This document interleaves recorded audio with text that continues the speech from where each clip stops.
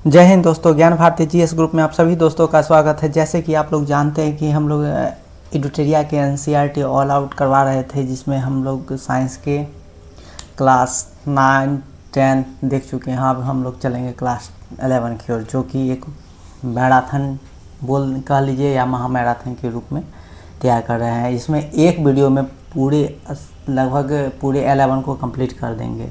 इसमें एनसीईआरटी के जितने भी इम्पोर्टेंट क्वेश्चंस हैं सबको इंक्लूड करके हम लोग करते हुए आगे बढ़ेंगे, जिसमें करीब जो है 80 के लगभग क्वेश्चन हैं। चाहे हमारा ये प्रयास रहेगा कि हम सभी क्वेश्चन को इसी एक ही वीडियो में कंप्लीट कर पाएँ। तो आप लोग इसे देखने के लिए हम लोग हमारे ग्रुप के साथ बने रहें और इसे लाइक करें, शेयर करें और सब्सक्राइब करें। जितने दोस्तों तक हो सके थोड़ा सा शेयर करें, जिससे थोड़ा सा हमें भी हेल्प मिल पाएगी। हमारा भी चैनल उतना बड़ा भी नहीं हुआ है, लेकिन आप लोग का सहायता और सहयोग रहेगा तो ज़रूर आगे बढ़ेगा। धन्यवाद। इसके बाद चलते हैं हम लोग इस प्रकार से देखेंगे कि क्लास एनसीईआरटी क्लास 11 में कितने चैप्टर्स हैं। तो इसमें कुल मिला के जो है 15 चैप्टर है, जिसमें इस प्रकार से है। प्रथम हो जाएगा जीव जगत, उसके बाद सेकंड चैप्टर हो जाएगा जीव जगत का वर्गीकरण। तीसरा चैप्टर हो जाएगा आपको चैप्टर नंबर 3 हो जाएगा वनस्पति जगत। 4 हो जाएगा प्राणी जगत। 5 हो जाएगा पुष्पों और आकारिकी, पुष्पों की आकारिकी। 6 नंबर हो जाएगा पुष्प पादपों का शरीर और 7 नंबर हो जाएगा प्राणियों का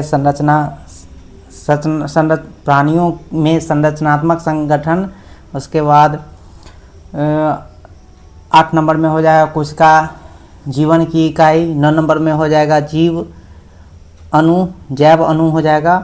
10 नंबर में हो जाएगा कोशिका चक्र और कोशिका विभाजन। 11 नंबर में इसमें टोटल 19 चैप्टर हैं, जो कि इस क्लास 11 में टोटल चैप्टर की संख्या 19 है, जो कि इस प्रकार है।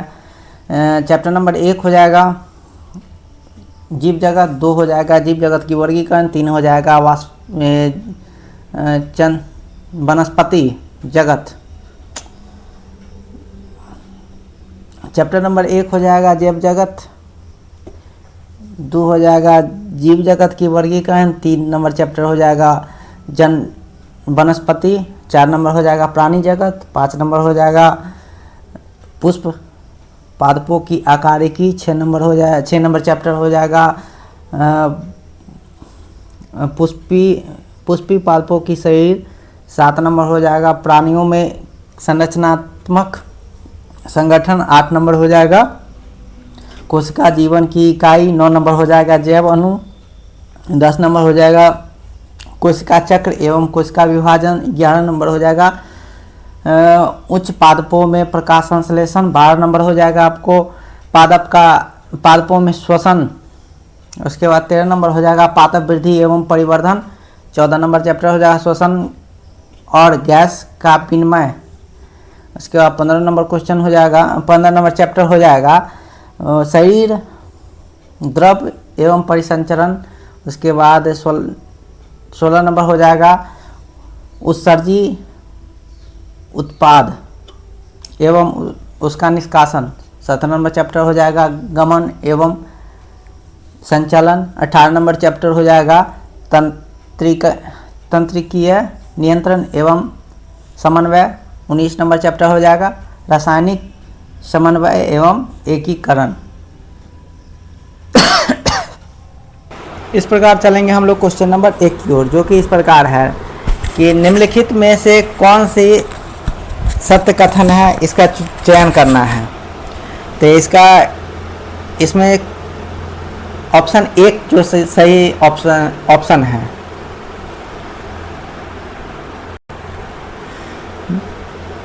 हम लोग चलेंगे क्वेश्चन नंबर 1 की ओर, जो कि इस प्रकार है। निम्नलिखित में से सत्य कथन का चयन करें। तो इसका सही ऑप्शन सिर्फ 1 हो जाएगा और 2 गलत है। तो ऑप्शन नंबर 1 में है द्विनाम पद्धति को कैरोलस लिनियस ने सुझाया था। तो बिल्कुल सही है, कैरोलस लिनियस के द्वारा ही द्विनाम पद्धति का सुझाव दिया गया था। उसके बाद ऑप्शन नंबर 2 है, इसमें पहले शब्द जाति और दूसरा शब्द पंच नाम आता है, तो ये बिल्कुल गलत है। इसका एक्सप्लेनेशन कुछ इस प्रकार है, जीव वैज्ञानिक ज्ञात जीवों के वैज्ञानिक नाम देने के लिए सार्वजनिक मान्यता नियमों का पालन किया। प्रत्येक नाम की 2 घटक जैसे वंश का नाम और जाति का नाम संकेत पद के रूप में दिया गया। इस प्रणाली को द्विनाम या 2 घटक भी कहते हैं। इसका कि पिता कैरोलस लिनियस को माना जाता है। उसके बाद चलेंगे हम लोग, उसके बाद जैव नाम की पहली शब्द जो कि वंश का नाम है और दूसरा शब्द जाति की संकेत के नाम से हम लोग जानते हैं। चलेंगे क्वेश्चन नंबर 2 की ओर, जो कि इस प्रकार है, वर्गी की संवर्ग में सही क्रम में पहचान करना है। तो इसका सही क्रम क्या हो जाएगा, तो पहला सबसे पहले क्या आता है, तो जाति आता है। उसके बाद क्या आएगा, वंश आएगा। उसके बाद क्या आएगा, कुल आएगा। उसके बाद क्या आएगा, वर्ग आएगा। उसके बाद क्या आ जाएगा, संघ आ जाएगा। उसके बाद क्या आएगा, जगत आ जाएगा। तो हम लोग इसका एक्सप्लेनेशन कुछ इस प्रकार से देखेंगे कि जाति सबसे छोटी सी इकाई कौन सी हो जाएगी, जाति होगी। उसके बाद क्या होगा, वंश आएगा। उसके बाद कुल आएगा। कुल को और किस नाम से जानते हैं, फैमिली के नाम से जानते हैं। उसके बाद गण आएगा। गण को और किस नाम से जानते हैं, इंग्लिश में ऑर्डर के नाम से जानते हैं। उसके बाद क्या आएगा, वर्ग आएगा। वर्ग को किस नाम से जानते हैं, क्लास के नाम से जानते हैं। उसके बाद संघ, जिसका इंग्लिश में हो जाएगा फाइलम या भाग, जिसे हम लोग क्या कहते हैं, डिवीजन कहते हैं। उसके बाद क्या आ जाएगा, प्राणी जगत हो जाएगा, उसे कहते हैं किंगडम कहते हैं। उसके बाद चलेंगे क्वेश्चन नंबर 3 की ओर, जो कि निम्नलिखित में से सही सम्मिलित करें। इसमें सही से मिलान करना है। तो गेहूं, डायरेक्ट हम इसका आंसर ही बता देते हैं। गेहूं का वैज्ञानिक नाम क्या है, जैविक नाम हो जाएगा आपको ट्रिटिकम एस्टेबम। उसके बाद आम का हो जाएगा मैग्नीफेरा इंडिका। उसके बाद हम लोग चलेंगे घरेलू मक्खी का। तो घरेलू मक्खी का क्या है नाम, वैज्ञानिक नाम मस्का डोमेस्का। उसके बाद हम लोग चलेंगे मानव की ओर, जो कि बहुत इंपॉर्टेंट है। ये हो जाएंगे आपको होमोसिपियंस, आप लोग भी जानते हैं। उसके बाद इसका हम वंश देखते हैं। तो मानव का वंश क्या हो जाएगा, होमो हो जाएगा। होमो मतलब मानव का वंश हो जाएगा होमो। और कुल हो जाएगा कौन, होमोनिडी। कुल कौन सा हो जाएगा, होमोनिडी। उसके बाद मधुमक्खी का, ये घरेलू मक्खी का देखेंगे तो मस्का हो जाएगा वंश, और कुल कौन सा हो जाएगा, म्यूसीडी हो जाएगा। उसके बाद देखेंगे मैग्नीफेरा इंडिका का क्या हो जाएगा, आम का मैग्नीफेरा वंश हो जाएगा। उसके बाद ट्रिटिकम किसका हो जाएगा, कि गेहूं का हो जाएगा। उसके बाद चलेंगे हम क्वेश्चन नंबर 4 की ओर, जो कि इस प्रकार है कि सजीव जीवों की विशेषता के संबंध में निम्नलिखित कथनों पर विचार कीजिए। तो इसमें से कौन कौन सा सत्य है, ऊपर दिए गए तो कथनों में कौन सा सत्य है उस पर विचार करना है। तो ऑप्शन 1, ऑप्शन 2 और ऑप्शन 3 सत्य है, और ऑप्शन 4 क्या है, तो असत्य हो जाएगा। इसको इस प्रकार से देखते हैं। ऑप्शन 1 हो जाएगा कि लेमनेरिया में हम वास्तविक पुनर्जनन देखते हैं, जहां एक खंडित जीव अपने शरीर के खोए हुए हिस्से को फिर से बना लेते हैं। तो बिल्कुल सही हो जाएगा। और उसके बाद ऑप्शन 2 में चलते हैं। ऑप्शन 2 में है कि उपापचयी अभिक्रिया को शरीर के बाहर कोशिका मुक्त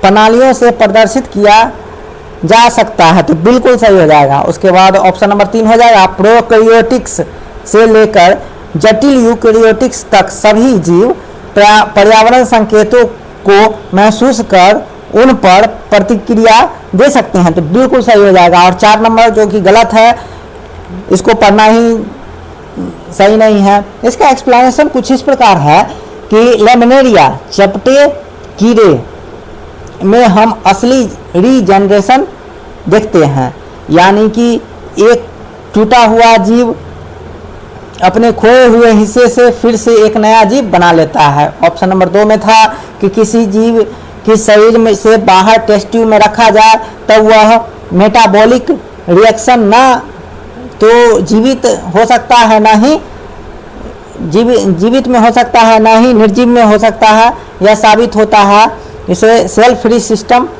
को दिखाया गया है।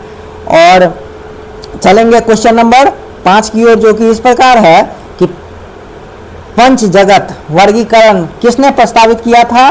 तो ये हो जाएंगे R.H. व्हिटकर के द्वारा। R.H. व्हिटकर ने 1969 में 5 जगत में वर्गीकृत किया था।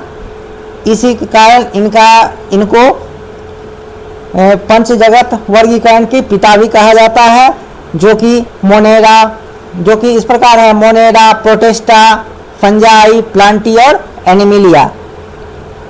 इसमें कोशिका संरचना, जीव शारीरिक संरचना, पोषण की प्रक्रिया, जनन और जाति प्रवृत्ति संबंध की वर्गीकरण की पद्धति का मुख्य मापदंड माना गया था।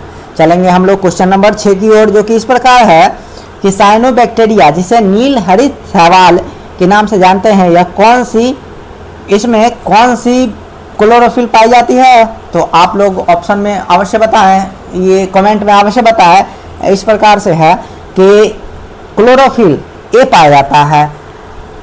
हम एक्सप्लेनेशन कुछ इस प्रकार से देखते हैं कि हजारों यू बैक्टीरिया अथवा वास्तविक बैक्टीरिया की पहचान एक कठोर कोशिका भित्ति एवं एक कसाव चल बैक्टीरिया द्वारा की जाती है। साइनोबैक्टीरिया, जिसे नील हरित शैवाल भी कहते हैं, जो हरित शैवाल की तरह क्लोरोफिल ए इसमें पाए जाते हैं और ये प्रकाश संश्लेषी स्वपोषी होते हैं। चलेंगे क्वेश्चन नंबर 7 की ओर, जो कि मिलान कराना है।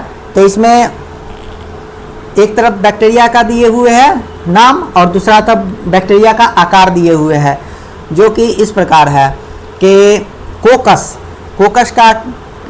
मतलब क्या होता है? तो कोकस गोल होता है। उसके बाद चलेंगे हम, एक का हो जाएगा 4, गोलाकार होता है। बैसिलस का क्या हो जाएगा? छड़ाकार होता है। बैसिलस मतलब छड़ाकार होता है। विब्रियो मतलब क्या होता है? कोमाकार होता है।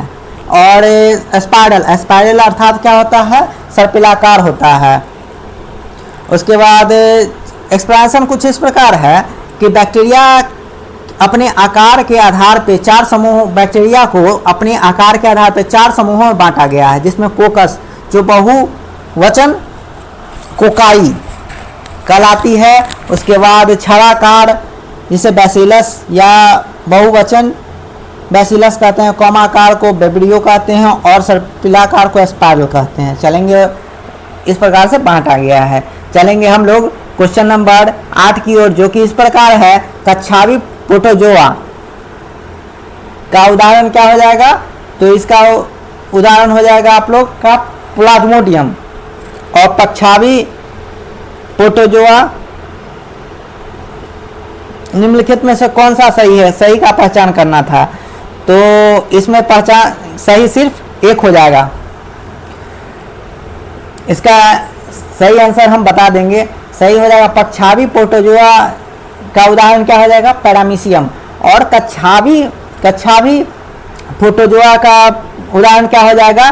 ट्रैप्नोसोमा। जैसे कि हम लोग और किस नाम से जानते हैं, आप लोग कमेंट बॉक्स में अवश्य लिखिएगा, इसे हम बता देते हैं। ये है, इसे हम निद्रा रोग के भी नाम से जानते हैं, ट्रैप्नोसोमा। उसके बाद 3 नंबर ऑप्शन में क्या है? स्पायरोजोआ को हम किस नाम से जानते हैं? तो स्पायरोजोआ को हम लोग प्लाज्मोडियम के नाम से जानते हैं, जो कि प्लाज्मोडियम से कौन सी बीमारी होती है? तो मलेरिया नामक बीमारी होती है। चलेंगे हम लोग क्वेश्चन नंबर 9 की ओर, जो कि इस प्रकार है: किसके विस्फोट के कारण समुद्र का जल का रंग लाल हो जाता है? तो इसका सही आंसर ऑप्शन बी हो जाएगा, जो कि है डायनोफ्लैजिलेट्स के कारण समुद्र का रंग लाल हो जाता है। इसका उदाहरण क्या हो जाएगा?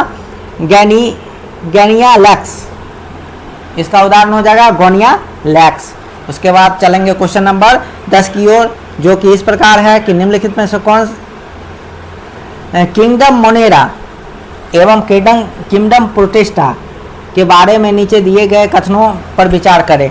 तो इसका चारों ऑप्शन बिल्कुल सही है। इसमें पहला ऑप्शन हो जाएगा आर्कीबैक्टीरिया या बैक्टीरिया ने अपने अलग अलग कोशिका भित्ति संरचना के कारण भिन्न होते हैं, तो बिल्कुल सही है। जो उनके अत्यंत कठिन परिस्थितियों में जीवित रहने में मदद करता है, तो बिल्कुल सही हो जाएगा। उसके बाद ऑप्शन नंबर 2 है कि मिथेनोजेन कई जुगाली करने वाले जानवर जैसे गाय भैंस की आंत में पाए जाते हैं, तो बिल्कुल सही है। और आप लोग बताइएगा कि मनुष्य के आंत में क्या पाए जाते हैं। उसके बाद ऑप्शन नंबर 3 है कि डाइटम की कोशिका भित्ति में सिलिका जड़ी होती है, जिसके कारण भित्तियां नष्ट न होने वाली होती है, तो बिल्कुल सही है। और ऑप्शन नंबर 4 है स्लाइम मोल्ड मृत्युजीवी प्रोटिस्ट होते हैं, जिसके जीवाणु में वास्तविक भित्तियां पाई जाती है, तो बिल्कुल सही ऑप्शन है। 4 के चारों ऑप्शन सही है। इसका एक्सप्लेनेशन कुछ इस प्रकार है, जो कि हम लोग अवश्य जानना चाहेंगे। एक्सप्लेनेशन में है आर्कीबैक्टीरिया दूसरे बैक्टीरिया से इसलिए अलग होते हैं क्योंकि इसमें कोशिका भित्ति की संरचना अलग होती है और इसकी विशेषता के कारण यह अत्यधिक कठिन परिस्थितियों में जीवित रह पाती है। दूसरा नंबर हो जाएगा मिथेनोजेन जो कि कई जुगाली करने वाले जानवरों की गाय भैंस के आंतों में पाए जाते हैं, जिसके कारण अब हम लोग जानते हैं कि जब गाय भैंस जुगाली करता है तो उस समय उसके मुंह से जो गैस निकलती है वो किस नाम से जाना जाता है? तो मीथेन के नाम से जानते हैं, जिसका कि फॉर्मूला होता है CH4। उसके बाद है डाइटन की कोशिका भित्ति 2 पतले एक दूसरे पर चढ़े हुए खोल बनाते हैं, जिसकी भित्ति में सिलिका जड़ा होता है और इसी तरह की ये भित्तियों को नष्ट होने से बचाता है। उसके बाद है नेक्स्ट है स्लाइम मोल्ड, जिसे मृत्यु परजीवी कहते हैं, प्रोटिस्टा होते हैं। इसमें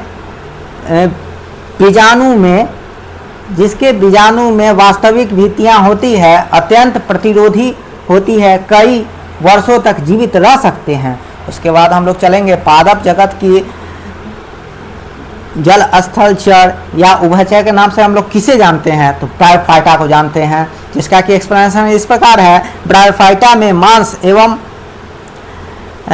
लिवरवर्ट पाए जाते हैं। इसका एक्सप्लेनेशन कुछ इस प्रकार है। ब्रायोफाइटा में मांस एवं लिवरवर्ट पाए जाते हैं, जो प्राणी पहाड़ों में नमी एवं छायादार क्षेत्रों में पहाड़ों क्वेश्चन नंबर 11 का एक्सप्लेनेशन कुछ इस प्रकार है।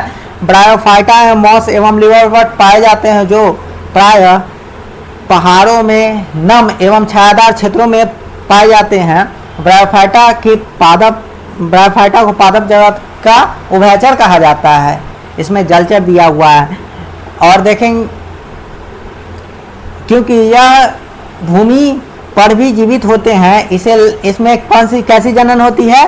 तो लैंगिक जनन होती है और जल पर निर्भर होते हैं। प्रायः मौस सीलन, नम सीलन, आर्द्र एवं छायादार जगहों पे पाए जाते हैं। अनुक्रम में महत्वपूर्ण भूमिका निभाते हैं। चलेंगे हम लोग क्वेश्चन नंबर 12 की ओर, जो कि इस प्रकार है। टेरिडोफाइटा के संबंध में कौन सा ऑप्शन कथन गलत है? तो गलत कथन हो जाएगा इसमें संवहन उत्ता की जालम फ्लोएम नहीं होता है, तो बिल्कुल गलत है। यह ठंडे और गीले छायादार स्थान पर पाए जाते हैं, बिल्कुल सही है। और यह अत्यधिक इसका अधिकांशतः उपयोग सजावटी पौधों के रूप में किया जाता है, तो बिल्कुल सही है। और हॉस्टेल एवं फर्न टेरिडोफाइटा का उदाहरण है, तो बिल्कुल सही है। और चलेंगे हम लोग क्वेश्चन नंबर 13 की ओर, जो इस प्रकार है। जिम्नोस्पर्म का सबसे लंबा वृक्ष कौन सा होता है? तो इसे सिक्वोया कहते हैं, सिक्वोया या सिकुआ के नाम से जाना जाता है, जिसका कि उदाहरण क्या हो जाएगा? अमेरिका में रेडवुड के नाम से जाना जाता है। रेडवुड का पेड़ होता है जो जिसका लंबाई लगभग 120 फीट के लगभग पाए जाते हैं। उसके बाद क्वेश्चन नंबर 14 है जो कि इस प्रकार है, एगर निम्नलिखित में से किसे प्राप्त किया जाता है? तो ये हो जाएगा आपको जिलेडियम एवं ग्रेसिलेरियम से पाया जाता है। इसका एक्सप्लेनेशन कुछ इस प्रकार है, जीव होने के कारण शैवाल अपने पास पर्यावरण की घुलित ऑक्सीजन का स्तर बढ़ा देता है, जो ऊर्जा की प्राथमिक उत्पादक होने के कारण बहुत ही महत्वपूर्ण है, क्योंकि यह जलीय प्राणियों में खाद्य चक्रों का आधार फोरफाइरा, लैमिनेरिया तथा सार्गेसम की बहुत सी स्पेसीज प्रजातियां, जो कि समुद्र में 70 स्पेसीज प्रजातियां होती है, जो कि भोजन के रूप में उपयोग करते हैं। समुद्री भूरे एवं शैवाल लाल शैवाल से अधिक कैरागिम लाल शैवाल से उत्पादित होता है एवं व्यावसायिक उपयोग में इसका उपयोग में लाते हैं, इसको व्यावसायिक उपयोग में लाते हैं। जेलेडियम एवं ग्रेसिलेरिया एगर से एगर प्राप्त होता है। बहुत अच्छा क्वेश्चन है जो कि बार बार एग्जाम में पूछा जाता है। इसकी उदाहरण सूक्ष्म जीवियों के संवर्धन एवं आइसक्रीम जेली में उपयोग किया जाता है। क्लोरेला या एस्प्रोलाइन जो कोशिका शैवाल है, जिसमें प्रचुर मात्रा में प्रोटीन पाया जाता है, इसका उपयोग अंतरिक्ष यात्री भोजन के रूप में करते हैं और शैवाल को प्रमुख 3 भागों में विभक्त किया गया है। कौन कौन सा? एक हो जाएगा क्लोरोफाइसी, फियोफाइसी और रोडोफाइसी के नाम से जानते हैं। उसके बाद क्वेश्चन नंबर 15 जो कि इस प्रकार है कि इनमें से कौन सा सत्य है? सत्य का चयन करना है। तो इसका ऑप्शन 1 हो जाएगा, द्विकोणिक भ्रूणीय स्तर में केवल बाह्य एक्टोडर्म होते हैं, तो बिल्कुल सही है। और त्रिकोणिक भ्रूणीय स्तर में त्रिस्तरीय मेसोडर्म होते हैं, तो बिल्कुल सही है। 1 और 2 दोनों सही है। जिन प्राणियों की कोशिका में 2 भ्रूणीय स्तर में व्यवस्थित होते हैं वह बाह्य त्वचा एक्टोडर्म और आंतरिक त्वचा में 2 कोणिक होते हैं। जो सैलेंट्रेट के प्राणी में विकसित भ्रूण के 3 भ्रूणीय स्तर, जिसे मीजोडर्म कहते हैं, या त्रिकोणिकीय होते हैं। अब हम लोग चलेंगे क्वेश्चन नंबर 20 की ओर, जो कि इस प्रकार है कि इनमें से कौन सा कथन असत्य है? तो इनमें से दोनों क्वेश्चन असत्य नहीं बल्कि सत्य है। 1 नंबर है, प्रायः द्विबीजपत्री पौधे में पत्ती में जालिका शिरा विन्यास होती है, तो बिल्कुल सही है। प्रायः एक बीजपत्री पौधे में पत्ती में समानांतर शिरा विन्यास होती है, तो बिल्कुल सही है। 1 और 2 दोनों सही है, न कि गलत है। चलेंगे क्वेश्चन नंबर 21 की ओर, जो कि मिलान करना है ए से बी की ओर। तो इसमें सही मिलान हो जाएगा पुमांग क्या होता है? तो पुमांग हो जाता है फूल में नर जनन अंग। उसके बाद चलेंगे कोरोला क्या होता है? तो परागन के लिए कीटों को आकर्षित करने वाला को क्या कहते हैं? कोरोला कहते हैं। उसके बाद चलेंगे जयंग की ओर। जयंग क्या होता है? तो पुष्प में मादा जननांग होता है या जनन अंग होता है। और चलेंगे कैलिक्स की ओर। कैलिक्स क्या होता है? पुष्प की बाहरी चक्र होती है, जिसे हम लोग क्या कहते हैं? कैलिक्स कहते हैं। उसके बाद एक्सपेंशन कुछ इस प्रकार है, कैलिक्स पुष्प की सबसे बाहरी चक्र होती है, जिसकी कई इकाई बाह्यदल कहलाती है। बाह्यदल में हरी पत्ती के तरह एक कली की अवस्था में फूल की रक्षा करती है, और कैलिक्स संयुक्त बाह्य कली जुड़े हुए बाह्य दल अर्थात पृथक बाह्य नली होती है। दली जिसे मुक्त बाह्य दल कहते हैं। उसके बाद कोरोला दल पंखुड़ी का बना होता है, जो प्रायः चमकीले चमकीले रंग का होता है। परागकण के लिए कीटों को अपने ओर आकर्षित करता है और कैलिक्स की तरह कोरोला भी संयुक्त कली एवं बाह्य दल पुंज हो सकता है। और देखेंगे पुमांग को, पुमांग पुंकेश्वर से मिलकर प्रत्येक पुंकेश्वर जो फूल के नर अंग होते हैं वह एवं तंतु की एक पराकोश होती है। प्रत्येक पराकोश में द्विपालिका होती है। प्रत्येक पालिका में द्विकोष और पराकोश होते हैं। उसके बाद चलेंगे जायंग की ओर। जायंग में फूल की मादा अंग होती है, एक और उससे अधिक अंडक भी मिलते हैं। अंडक में 3 भाग होते हैं, वर्तिका, वर्तिकाग्र और अंडाशय। चलेंगे हम लोग आप क्वेश्चन नंबर 22 की ओर। 22 में भी जो है तो इसमें से सही सम्मिलित कौन सा नहीं है उसको देखना है। तो ये हो जाएगा 2 और 3 जो सही सम्मिलित नहीं है। और कौन सा सही सम्मिलित है तो एक मूसला मूल तंत्र। मूसला मूल तंत्र किसमें पाया जाता है तो ये सरसों में पाया जाता है। और अवस्थानिक गेहूं के पौधे में नहीं पाई जाती है। एक्सप्लेनेशन कुछ इस प्रकार है।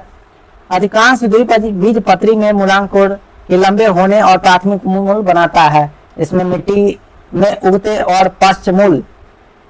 पश्चाई मूल या द्वितीय मूल या तृतीय मूल कहते हैं।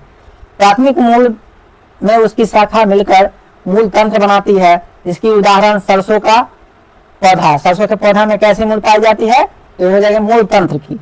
और एक बीजपत्री पौधे में प्राथमिक मूल अल्पायु होती है और उसके स्थान पे अनेक मूल निकलते हैं। मूल तने के आधार से निकला होता है तथा झखरा मूल तंत्र कहलाते हैं। यह कैसा, इसका उदाहरण क्या हो जाएगा, गेहूं का पौधा। और कुछ ऐसे घास या बरगद के मूलांकुर के बजाय पौधे की अन्य भाग से निकलता है और अस्थायी मूल कहते हैं। जैसे कि हम लोग देखते हैं जब बरगद का पेड़ देखते हैं तो उसमें ना एक झाड़ीदार बीच से निकलता है, झाड़ीदार तना, और जाके वो जड़ से समाहित हो जाता है और एक जड़ के रूप में स्थानांतरित हो जाता है। चलेंगे आप क्वेश्चन नंबर 23 की ओर जो कि इस प्रकार है। निम्नलिखित में से कौन सी परिदल पुंज या एक पुष्प का उदाहरण है। हो जाएगा प्याज का पुष्प, कैलिक्स। इसका एक्सप्लेनेशन इस प्रकार है। कैलिक्स और कोरोला साधारण अंग है जिसमें पुनांग और जो है लैंगिक अंग है। इसमें कुल फूलों एवं प्याज की कैलिक्स एवं कोरोला में कोई अंतर नहीं पाई जाती है। इसे परिदल पुंज या एरिथेक्स कहते हैं। इसमें पुंकेश्वर तथा पुमांग दोनों होते हैं तथा इसमें द्विलिंगी एवं तथा उभयलिंगी कहते हैं। किसी फूल में केवल एक पुंकेश्वर तथा एक अंडक हो तो उसे एक लिंगी कहते हैं। उसके बाद चलेंगे क्वेश्चन नंबर 24 की ओर जो कि इस प्रकार है। द्वारकोपिताओं के संबंध में कौन सा कथन सत्य है तो इसमें सत्य हो जाएगा। 1 और 3 2 असत्य है। ये रंध्र में पाए जाते हैं तो बिल्कुल सही है। और ये जो 3 नंबर है, ये रंध्र में खुलने के बाद बंद होने के क्रम में कोनियत करता है तो बिल्कुल सही है। और गलत क्या हो जाएगा कि इनमें क्लोरोप्लास्ट नहीं पाई जाती, नहीं, बिल्कुल पाई जाती है, क्लोरोप्लास्ट होती है। चलेंगे क्वेश्चन नंबर 25 की ओर जो कि इस प्रकार है। द्विबीजपत्री में किस प्रकार की संवहनीय मंडल पाई जाती है तो इसमें संवहनीय बंडल हो जाएगी खुला संवहनीय बंडल। एक्सप्लेनेशन कुछ इस प्रकार है कि संवहनीय बंडल जो जटिल उत्तक जाइलम एवं फ्लोएम का होता है। जाइलम एवं फ्लोएम दोनों ही संवहनीय बंडल कहलाते हैं। या जाइलम और फ्लोएम दोनों मिलकर संवहनीय बंडल बनाता है। द्विबीजपत्री में जाइलम एवं फ्लोएम के बीच कैम्बियम होता है। ऐसे संवहनी बंडल जिसमें कैम्बियम होते हैं वो लगातार द्विबीजपत्री जाइलम एवं फ्लोएम बनाते हैं। खुले संवहनीय बंडल एक बीजपत्री पादपों में कैम्बियम नहीं होता है चूंकि द्वितीयक उत्तक नहीं बनाते हैं, इसलिए बंद संवहनीय बंडल कहते हैं। उसके बाद क्वेश्चन नंबर 26 जो कि इस प्रकार है। मेढक में बातकोष पाया जाता है तो बिल्कुल गलत है। मादा मेढक में बातकोष नहीं पाया जाता है। बातकोष सिर्फ किस में पाया जाता है तो नर मेढक में पाया जाता है। और इसका दूसरा नंबर है कि नर मेढक में अगर पाद की अकेली उंगली में मैथुन अंग होते हैं तो बिल्कुल सही है। और एक और बात बता दे कि नर मेढक में ही बातकोष पाया जाता है और मैथुन के समय में वह बातकोष का उपयोग करता है। जो जितना तेजी से टकराता है तो उससे उसके टकराने से जो है तो उसकी मादा ज्यादा अधिक प्रभावित होती है। उसके बाद क्वेश्चन नंबर 27 जो कि इस प्रकार है, मेढक में खुला परिसंचरण तंत्र पाई जाती है तो बिल्कुल गलत है। मेढक में बंद परिसंचरण तंत्र पाई जाती है। खुली परिसंचरण तंत्र किसमें पाई जाती है तो कॉकरोच में, जोक में पाई जाती है, केचुआ में पाई जाती है। और मेढक में लसिका परिसंचरण तंत्र पाई जाती है तो बिल्कुल सही है। लसिका परिसंचरण तंत्र किसमें पाई जाती है तो मेढक में पाई जाती है। एक्सप्लेनेशन कुछ इस प्रकार से इसका, मेढक में परिसंचरण तंत्र सुविकसित बंद प्रकार का होता है। इसकी लसिका परिसंचरण तंत्र पाई जाती है अर्थात ऑक्सीजन एवं भी ऑक्सीजन रक्त हृदय में मिश्रित होता है एवं रुधिर परिसंचरण तंत्र हृदय और रक्त वाहिकाओं की रुधिर से मिलकर बनी होती है। लसिका तंत्र लसिका नलिकाओं और लसिका ग्रंथियों का बना होता है। हृदय का एक त्रिकोष्ठीय मंसल संरचनाएं होती है। उसके बाद इसमें हृदय गुहा के ऊपरी भाग स्थित होते हैं और पतली पारदर्शी झिल्ली हृदय आवरण को, आपको बताइएगा कि हृदय आवरण को ढकने वाली पतली पारगम्य झिल्ली क्या कहलाती है तो यह पेरिकार्डियम कहलाती है। इसके द्वारा क्या होता है, हृदय ढका हुआ होता है। चलेंगे क्वेश्चन नंबर 28 की ओर जो कि इस प्रकार है, किसकी कोशिका में कोशिका भित्ति नहीं पाई जाती है तो माइक्रोप्लाज्मा में क्या नहीं पाया जाता है तो कोशिका भित्ति बिल्कुल ही नहीं पाई जाती है क्योंकि यह एक कोशिकीय जीव होता है। तो प्रोकैरियोटिक में कोशिका झिल्ली। उसके बाद क्वेश्चन नंबर 28 का एक्सप्लेनेशन कुछ इस प्रकार है, प्रोकैरियोटिक कोशिका की मूलभूत संरचना, आकार एवं कार्य उन्नत एवं बावजूद एक सा होता है, जिसमें प्रोकैरियोटिक में कोशिका भित्ति होती है जो कि कोशिका झिल्ली से घिरी होती है एक माइक्रोप्लाज्मा को छोड़ के, जो कि कोशिका में साइटोप्लाज्मा की तरह मैट्रिक्स के रूप में भरा होता है और इसमें स्पष्ट विभेदित केंद्रिका नहीं पाई जाती है। कि माइक्रोप्लाज्मा में केंद्रिका पाई जाती है तो यह स्पष्ट विभेदित नहीं पाया जाता, अलग नहीं होता। चलेंगे क्वेश्चन नंबर 29 की ओर जो कि इस प्रकार कि कोशिका झिल्ली का उन्नत नमूना किसने प्रतिपादित किया था तो इसका सही आंसर हो जाएगा सिंगर एवं निकोलसन के द्वारा। सिंगर और निकोलसन ने क्या किया था, कोशिका झिल्ली का उन्नत नमूना का खोज किया था जो कि कब किया था 1972 ईस्वी में। इसके बाद चलेंगे हम लोग क्वेश्चन नंबर 30 की ओर जो कि इस प्रकार है, लाइसोसोम किसकी पाचक में सक्षम होता है तो ये हो जाएगा कार्बोहाइड्रेट, लिपिड, प्रोटीन और न्यूक्लिक एसिड सभी के पाचन में सक्षम होता है। क्वेश्चन नंबर 30 जो कि इस प्रकार है, लाइसोसोम किसके पाचन में सक्षम होता है तो इसका ऑप्शन हो जाएगा 1, 2, 3, 4 सभी हो जाएंगे। इसमें कार्बोहाइड्रेट, प्रोटीन, लिपिड और न्यूक्लिक एसिड सभी के पाचन में सहायक होते हैं। इसका जो कि इस प्रकार है कि निम्नलिखित में से कौन सा सही सम्मिलित नहीं है तो इसका सही आंसर हो जाएगा, सही सम्मिलित नहीं है तो नहीं में हो जाएगा प्रकाश संश्लेषण के लिए वर्ण लवक की जरूरत होती है तो बिल्कुल नहीं। प्रकाश संश्लेषण के लिए क्लोरोफिल का हरित लवक का जरूरत पड़ता है और खाद्य पदार्थ की संचरण करने के लिए अवर्णीय लवक का प्रयोग होता है तो बिल्कुल सही है। उसके बाद इसमें जो है सो ऑप्शन नंबर 3 है, पादप कीड़न के लिए कौन उत्तरदायी होता है तो होगा वर्णी लवक, जिसको हम लोग क्या कहते हैं, ल्यूकोप्लास्ट कहते हैं। उसके बाद चलेंगे, इसका एक्सप्लेनेशन कुछ इस प्रकार है, देखेंगे कि हरित लवक को पर्णहरित या वर्णक क्रोमेटिनाइड्स वर्णक मिलता है, क्रोमेटिनॉइड्स वर्णक मिलता है जो कि प्रकाश संश्लेषण के लिए आवश्यक प्रकाश ऊर्जा को संचित करने का कार्य करता है। वर्ण लवक में बसा दिए क्रोमेटिनाइड्स वर्णक जैसे कैरोटीन, जेंटोफिल और अन्य दूसरे पदार्थ मिलते हैं। इसके कारण पादप के रंग लाल, पीला, हरा रंग दिखाई पड़ते हैं। अवर्णी लवक विभिन्न आकृति की और आकार में रंगीन होते हैं। इसमें खाद्य पदार्थ को संचित रखा जाता है, जिसे मंडल बनक लवक या मंड के रूप में कार्बोहाइड्रेट संचित होता है। आलू तेल लवक में तेल एवं वसा, जो कि प्रोटीन लवक में प्रोटीन का भंडारण करता है। चलेंगे क्वेश्चन नंबर 32 की ओर, जो कि इस प्रकार है कि निम्नलिखित में से कौन सा किसमें केंद्रक नहीं पाई जाती है। तो यह हो जाएगा रक्ताणु कोशिका और चलनी को नालिका कोशिका में।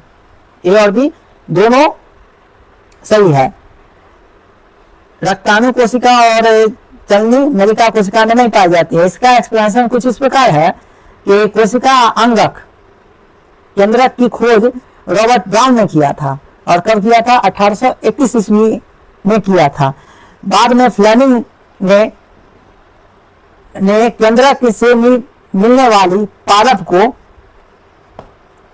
क्षारीय रंग से रंजित हो जाती है, क्रोमैटिन कहलाती है, इसका पुष्टि किया था। और कुछ परिपक्व कोशिका केंद्रक रहित होती है, उसे स्तनधारी जीवों में रक्ताणु या संवहनी पौधों में चलनी नालिका कोशिका होती है। चलेंगे क्वेश्चन नंबर 33 की ओर, जो कि इस प्रकार है।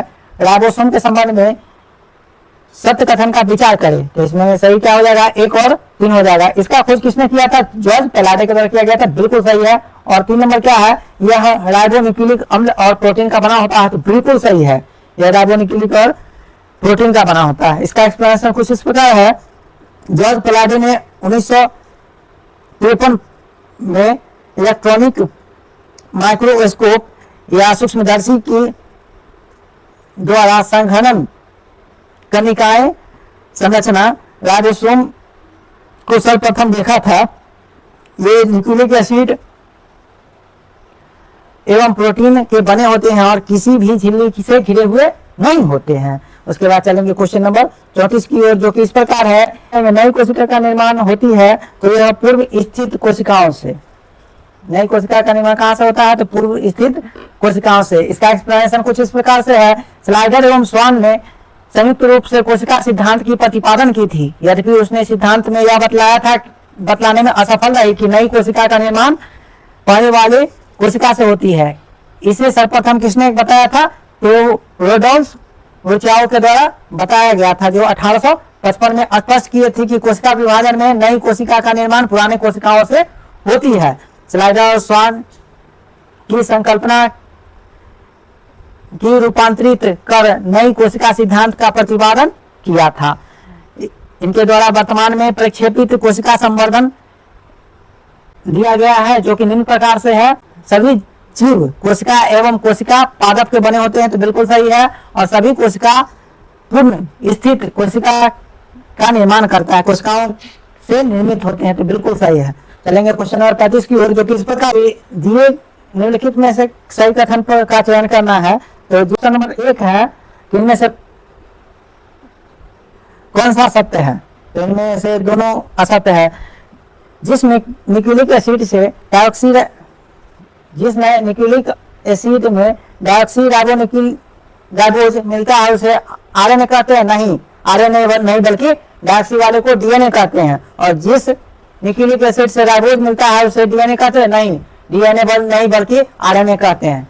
चलेंगे क्वेश्चन नंबर 36 की ओर, जो कि मिलान कराना है कि एक तरफ प्रोटीन दिया गया है और दूसरी तरफ उसका कार्य है। 1 नंबर में देखेंगे ट्रिप्सिन का क्या कार्य है? तो ये हो जाएगा एंजाइम के रूप में ट्रिप्सिन पाया जाता है। और दूसरा नंबर इंसुलिन किस रूप में पाया जाता है? तो हार्मोन के रूप में। ट्रिप्सिन किस रूप में पाया जाता है? तो एंजाइम के रूप में। उसके बाद इंसुलिन किस रूप में पाया जाता है? तो हार्मोन के रूप में। कोलेजन किस रूप में पाया जाता है? तो अंतःकोशिकीय भरण पदार्थ के रूप में। और प्रतिजीवी किस रूप में पाया जाता है? तो संक्रमण से लड़ने के रूप में। उसके बाद देखेंगे हम लोग ग्राही का क्या कार्य होता है? तो ग्राही का कार्य होता है संवेदी, संग्रहण, सूंघने, स्वाद लेने और हार्मोन आदि का। उसके बाद GLUT4 का क्या कार्य होता है, तो ग्लूकोज का कोशिका में परिवहन करना। उसके बाद चलेंगे क्वेश्चन नंबर 37 की ओर, जो कि इस प्रकार है, सत्य कथन का चयन करें। तो इनमें कोई सत्य नहीं है। कोशिका में प्रोटीन का भार लगभग कितना प्रतिशत होता है, तो कोशिका में प्रोटीन का भार 10 से 15% होता है। उसके बाद देखेंगे ऑप्शन नंबर 2 है, कोशिका के न्यूक्लिक एसिड का भार कितना प्रतिशत होता है, तो कोशिका में न्यूक्लिक एसिड का भार कितना होता है, 5 से 7%, जो कि ठीक उल्टा विपरीत दिया हुआ है। इसका एक्सप्लेनेशन कुछ इस प्रकार है, औसतन कोशिकाओं का गठन जो है तो इस प्रकार से होता है। उसमें जल की मात्रा कितनी प्रतिशत होती है, तो 70 से 90% के बीच होती है। प्रोटीन की मात्रा कितनी प्रतिशत होती है, तो 10 से 15% होती है। कार्बोहाइड्रेट की मात्रा कितनी प्रतिशत होती है, तो 3% होती है। लिपिड की मात्रा कितनी प्रतिशत होती है, तो 2% होती है। न्यूक्लिक एसिड की मात्रा कितनी प्रतिशत होती है, तो 5 से 7% होती है। और आयरन की मात्रा कितनी प्रतिशत होती है, तो 1% होती है। चलेंगे क्वेश्चन नंबर हम लोग 38 की ओर, जो कि इस प्रकार है, क्रियोकाइनेसिस की अवस्था में गुणसूत्र की आकृति का अध्ययन किया जाता है। तो किस आकृति का किया जाता है, तो मध्य आकृति का किया जाता है। उसके बाद एक्सप्लेनेशन कुछ द्रक आवरण की पूर्ण रूप से विघटित होने पर समसूत्री विभाजन की द्वितीय अवस्था प्रारंभ होती है।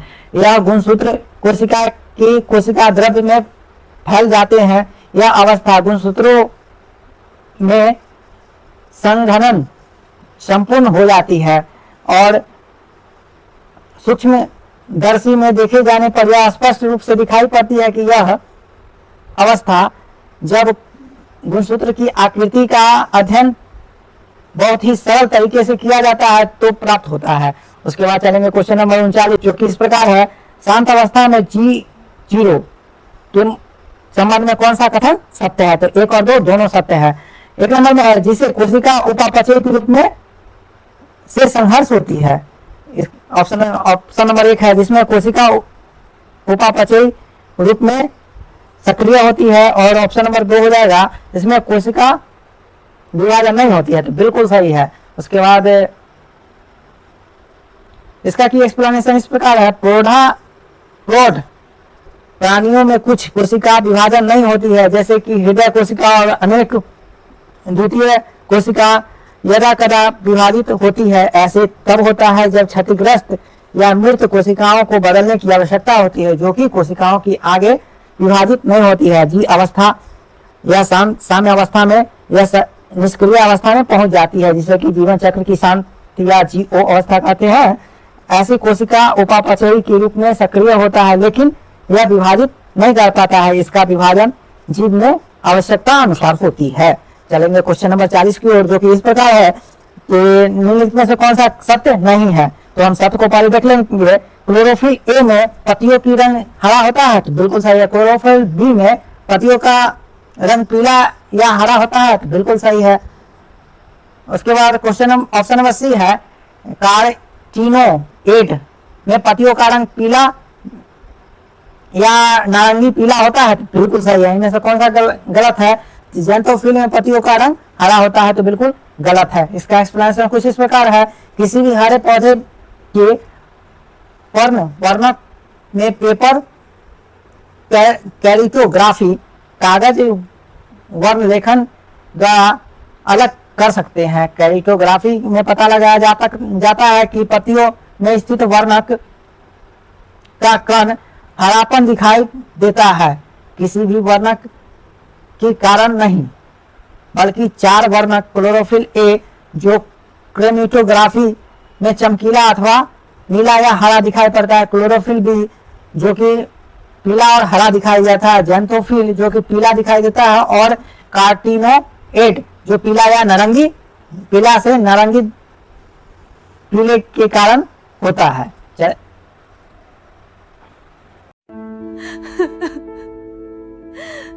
मैं नीट हूँ। अगर मेरी परीक्षा में चोरी और धांधली से लोग डॉक्टर बने, इन सुस्कियों का जिम्मेदार कौन है? क्या होगा इन मेहनती छात्रों का? अगर नकल और पेपर लीक से पुलिस भर्ती होगी तो हम मेहनती छात्र कहां जाएंगे?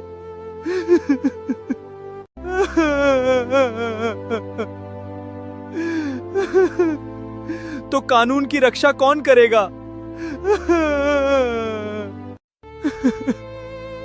अगर बेईमानी से दरोगा बनेंगे तो भ्रष्टाचार कैसे रुकेगा?